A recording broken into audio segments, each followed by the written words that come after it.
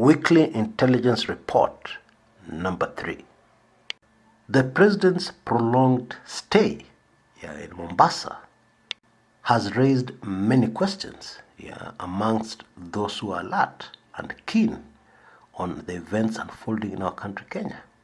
Some have even linked it very neatly to the events in Kisumu, where Raila Odinga and the president broke protocol and took off from the airport and disappeared for about 4 hours within Kisumu, while the president's plane, which was supposed to have flown him back to Nairobi immediately, or Mombasa, lay waiting on the tarmac.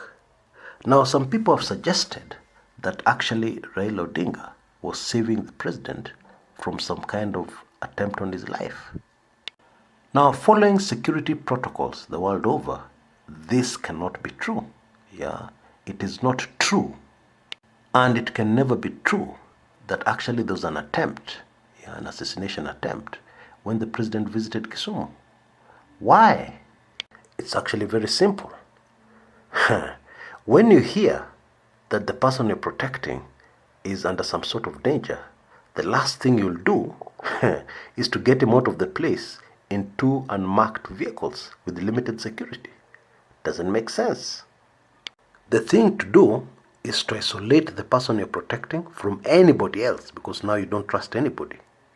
And under very heavy security with the guns drawn and everything, whisk them off to a safe place or a safe house, which in this case would be State Lodge Kisumu.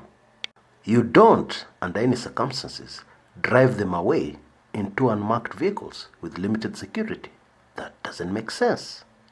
And so, the Kisumu incident remains a puzzle, a deep mystery that will probably never be solved. But back to the question we started with. Why did the president spend an extended time in Mombasa, long after his holiday, which he told us about, was over? You remember in Mombasa, the day he made the Shenzi comment? There was Shenzi quip. The president told us all that his holiday was coming to an end. Now, the telltale clue that there's something wrong is that that holiday did not come to an end, as the president had predicted. Meaning that something changed, something that he was not aware of, when he made the Washenzi comment. Something changed after that and caused the president to stay put in Mombasa. And of course, there's no denying, top on the list of the possibilities of this change of plan may have been security. And there are many reasons why Mombasa would definitely be more secure for the head of state than Nairobi.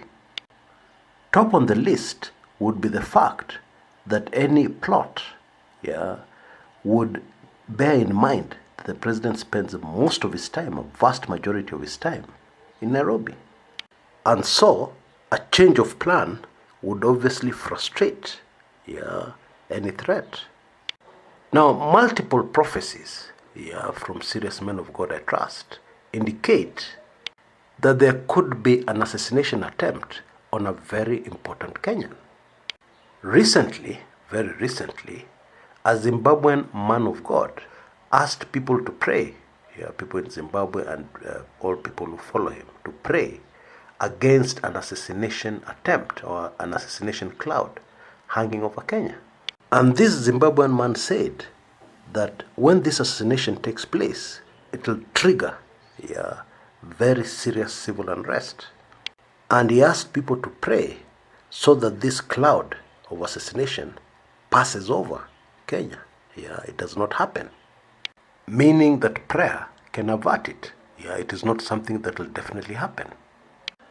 Now, it is interesting that in Kenya at the moment, there are 3 individuals, there are 3 very important Kenyans who must stay safe at all costs. Not for their sakes, but for the sake of the country.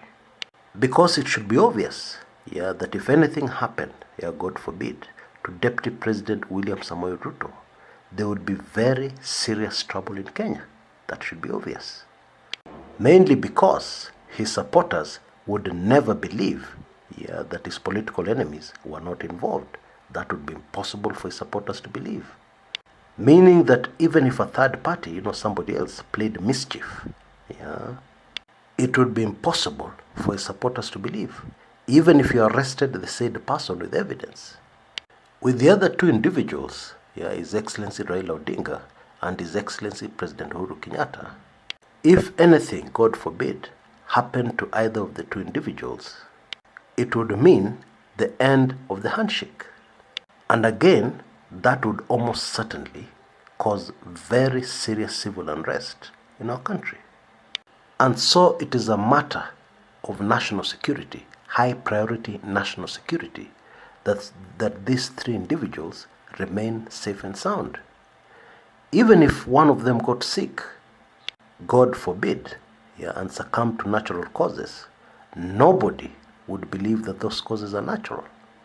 Bottom line, we are probably in the most dangerous era, the scariest era our country has ever faced since independence. This is exactly what I meant when I said in one of my videos in the public domain that we have too many dangerous variables hanging over the country. Now on to my second report for today.